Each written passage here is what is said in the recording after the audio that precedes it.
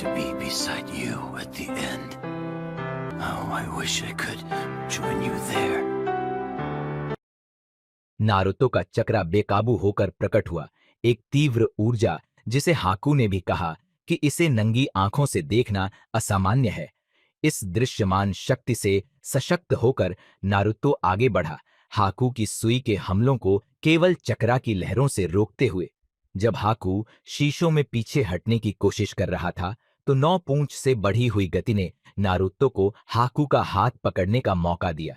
इसी दौरान काकाशी ने 9 पूंछ की कमजोर मुहर को देखा और राहत की सांस ली कि उसकी केवल थोड़ी चक्रा ही बाहर निकली थी।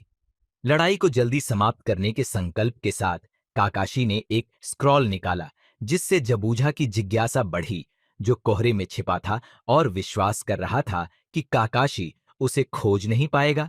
लड़ाई में वापस नारुतो की पकड़ से हाकू को एक जोरदार मुक्का पड़ा, जिससे एक शीशा टूट गया और पूरी क्रिस्टल संरचना ढह गई। जब वह फिर से हाकू पर हमला करने को बढ़ा, तो हाकू का मुखौटा हट गया, जिससे वह परिचित चेहरा सामने आया जिसे नारुतो ने जंगल में देखा था। हैरान होकर नारुतो रुक गया। हाकू अपने भाग्य को स्वीकार करते हुए नारुतो से अपनी जान खत्म करने की विनती करने लगा। खुद को जबूझा के लिए एक बेकार उपकरण कहने लगा, क्योंकि वह असफल हो चुका था। हाकू ने तब अपना दुखद अतीत बताया। एक छोटे प्यारे परिवार में जन्मा, एक गांव में जहां के कई जेनकाई वाले लोगों से डर लगता था। उसके पिता ने उसकी शक्तियों का पता लगाया। शर्म और डर से भरकर उसके पिता ने हाकू की मां को मार डाला और फिर हाकू पर हमला किया। जीवित रहने की एक पल की हताशा में हाकू की रक्त रेखा शक्तियां सक्रिय हो गईं, जिससे उसके पिता की जान चली गई। अनाथ और टूटे हुए हाकू को अंततः झबूझा ने पाया, जिसने उसे अपनाया और एक कुशल हथियार में बदल दिया। जैसे ही भावनात्मक तनाव बढ़ा, काकाशी ने अपनी तैयारी पूरी कर ली। स्क्रॉल का उपयोग करते हुए उसने अपनी पृथ्वी रिलीज ट्रैकिंग फेंक तकनीक से निंजा हाउंड्स को बुलाया। हालांकि जबूझा कोहरे में छिपा था, काकाशी ने पहले जबूझा की तलवार पर खून लगाया था, जिससे कुत्ते उसे ढूंढ सके।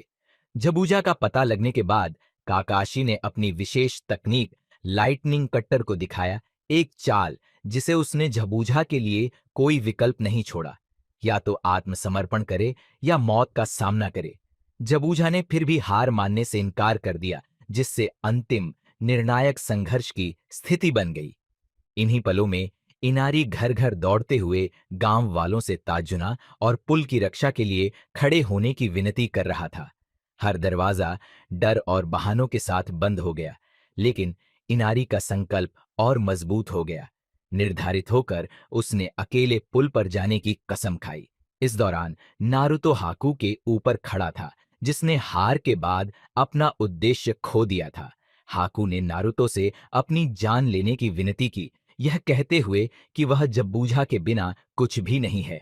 नारुतो उलझन और दुविधा में था। उसने तर्क दिया कि एक शिनोबी होने का मतलब केवल बिना सोचे समझे हत्या करना नहीं होता। नारुतो के शब्दों के बावजूद हाकू अपने फैसले पर अडिग रहा, जिससे नारुतो ने अनिच्छा से उस पर कुनाई से हमला करने के लिए कदम बढ़ाया। जैसे ही नारुतो वार करने वाला था, हाकू ने जबूझा की जान को खतरे में महसूस किया और हमला रोक लिया, यह कहते हुए कि वह मरने के लिए तैयार नहीं है। पलक झपकते ही हाकू जबूझा की तरफ दौड़ा और काकाशी के अंतिम वार को रोक दिया। पूरा हमला झेलते हुए अपने मास्टर को बचा लिया। गांव में सुनामी ने इनारी को रोकने की कोशिश की, यह कहते हुए कि वह लड़ने के लिए बहुत छोटा है, लेकिन इनारी अपने साहस और दृढ़ संकल्प के साथ उसे कैजा की याद दिलाता है, जिससे सुनामी चौंक जाती है और गर्व महसूस करती है।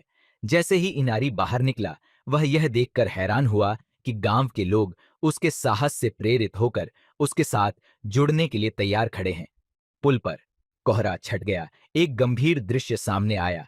हाकू का निर्जीव शरीर काकाशी के हमले से गिरा हुआ। नारुतो अविश्वास में जमे खड़ा था, लेकिन जबूझा असंबद्ध रहा। उसने ठंडे मन से अपनी तलवार उठाई और उसे काकाशी और हाकू के शरीर दोनों पर चलाने की कोशिश की। काकाशी ने वार से बचते हुए लड़ाई जारी रखने की तैयारी की और नारुतो को पीछे रहने की चेतावनी दी।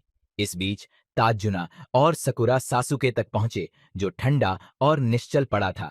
एक शिनोबी की तरह संयम बनाए रखने की कोशिश करते हुए भी सकुरा टूट गई और रो पड़ी। आंसुओं के साथ सासुके के शरीर को थाम लिया। सटीक मूवमेंट के साथ काकाशी ने जबूजा को फिर से इमोबिलाइज कर दिया, उसके दोनों हाथों को बेअसर कर दिया, जिससे वह लड़ने में असमर्थ हो गया। जैसे ही जीत सुनिश्चित लग रही थी, गातो अपने गुंडों की भीड़ के साथ पहुंचा। उसने जबूजा को मजाक उड़ाते हुए बताया कि वह अब उसके लिए उपयोगी नहीं है और उसे फायर कर दिया। गातो ने यह भी बताया कि उसने जबूजा के साथ शुरुआत से ही धोखा करने की योजना बनाई थी, क्योंकि उसकी सेवाएं बहुत महंगी थीं और उसने नए गुंडों को जबूजा को मारने का आदेश दिया। जबूजा ने काकाशी से कहा कि उनकी लड़ाई अब खत्म हो गई है, क्योंकि अब वह गातो के लिए काम नहीं कर रहा। गातो ने हाकू के मृत शरीर को लात मारी, जिससे नारुतो गुस्से में आ गया, लेकिन जबूजा अप्रभावित रहा, यह कहते हुए कि उसने हाकू को केवल एक हथियार के रूप में इस्तेमाल किया, जैसे गातो ने उसे इस्तेमाल किया। नारुतो इसे स्वीकार नहीं कर सका और रोने लगा। उसने जबूजा से कहा कि हाकू उसके लिए कितना कीमती था, जिसने जबूजा के लक्ष्यों को पूरा करने के लिए अपना सब कुछ कुर्बान कर दिया। अपनी जिंदगी अपनी तरह से जीने के बजाय हाकू ने खुद को जबूजा के प्रति समर्पित कर दिया। नारुतो के आंसुओं और शब्दों से प्रेरित होकर जबूजा ने खुलासा किया कि वह भी रो रहा है और अंततः हाकू के बलिदान को स्वीकार किया। अपने बेकार हो चुके हाथों के साथ, जो काकाशी ने इमोबिलाइज कर दिए थे, जबूजा ने नारुतो का कुनाई मांगा। उसने उसे अपने दांतों में पकड़ा और गातो की ओर दौड़ पड़ा। जबूजा को गातो के गुंडों ने कई बार मारा, लेकिन वह गंभीर चोटों के बावजूद गातो को मारने में कामयाब रहा। इस बीच टीम 7 ने राहत की सांस ली जब उन्होंने पाया कि सासुके अभी भी जीवित है, क्योंकि हाकू ने जानबूझकर उसे घातक चोटों से बचाया था। गातो के आदमियों को जल्द ही लहरों की भूमि के गांव वाले, जो ताजुना और अपने गांव की रक्षा करने आए थे, ने डराकर भगा दिया। बाद में घायल जबूजा ने काकाशी से अनुरोध किया कि उसे हाकू के पास रखा जाए। मरने से पहले जबूजा ने इच्छा जताई कि काश वह उसी जगह जा सकता जहां हाकू गया है मृत्यु के बाद। काकाशी कहते हैं कि उन्हें विश्वास है कि जबूजा और हाकू साथ होंगे, क्योंकि अंत में जबूजा का दिल बदल गया था। टीम 7 दोनों निंजा को एक शांत जगह पर दफनाते हैं, जबूजा की तलवार कुबिकिरीबोचो को उसकी कब्र के निशान के रूप में छोड़ते हुए। नारुतो इस धारणा से असंतुष्ट है कि निंजा केवल उपकरण बनने की कोशिश करे और घोषणा करता है कि वह अपना खुद का निंजा रास्ता खोजेगा। वह इनारी को अलविदा कहता है और टीम कोनोहागाकुरे लौट जाती है। उनके सफल मिशन के बाद ताजुना तय करते हैं कि पुल का नाम ग्रेट नारुतो ब्रिज रखा जाएगा। लहरों की भूमि में अपने मिशन के बाद टीम सावन कोनोहागाकुरे लौटती है, लेकिन नारुतो और सासुके के बीच तनाव और बढ़ जाता है। हालांकि सासुके ने मिशन के दौरान नारुतो की जान बचाई, नारुतो उसे हराने पर अड़ा रहता है, जिससे उनके अगले कार्यों में कई गलतियां होती हैं। एक मिशन के दौरान जब उन्हें घास उखाड़नी थी, नारुतो सासुके से बेहतर बनने की कोशिश में गलती से उस महिला के पौधे उखाड़ देता है जो उन्हें उगाने की कोशिश कर रही थी। बाद में वह एक झरने से गिरने ही वाला था, लेकिन सासुके ने उसे फिर से बचा लिया। यहां तक कि कुत्तों की रक्षा करने जैसे साधारण काम के दौरान भी नारुतो ध्यान केंद्रित नहीं कर पाता, जिससे सासुके निराश हो जाता है।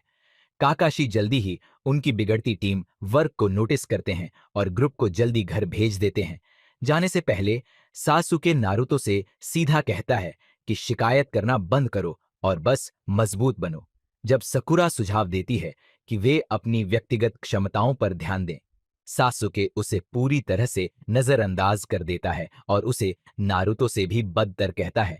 इसी दौरान कोनोहामारू और उसके दोस्त उडोन और मोएगी नारुतो का पीछा करने का फैसला करते हैं, जिससे मुसीबत खड़ी हो जाती है। कोनोहामारू गलती से एक विदेशी निंजा से टकरा जाता है और उसका अपमान कर देता है, जिससे वह निंजा उसकी जान को खतरा देता है। नारुतो कोनोहामारू की रक्षा करने की कोशिश करता है, लेकिन जल्दी ही निंजा की अदृश्य तकनीक से हारने लगता है, जिससे कोनोहामारू असुरक्षित हो जाता है। जैसे ही स्थिति गंभीर हो जाती है, सासुके हस्तक्षेप करता है और एक सटीक पत्थर फेंककर हमलावर को कोनोहामारू को छोड़ने के लिए मजबूर कर देता है। लड़ाई और बढ़ने से पहले एक और विदेशी निंजा वहां आता है, अपने साथी को रोकता है और उसे पीछे हटने का आदेश देता है। इसी समय गांव के जोनिन एक महत्वपूर्ण घोषणा के लिए इकट्ठा होते हैं। तीसरे होकागे घोषणा करते हैं कि चूनिन परीक्षा 7 दिनों में 1 जुलाई से शुरू होगी, जो टीम 7 की यात्रा में अगली चुनौती का मंच तैयार करती है। न भूलें सब्सक्राइब करना। अगले वीडियो में मिलते हैं।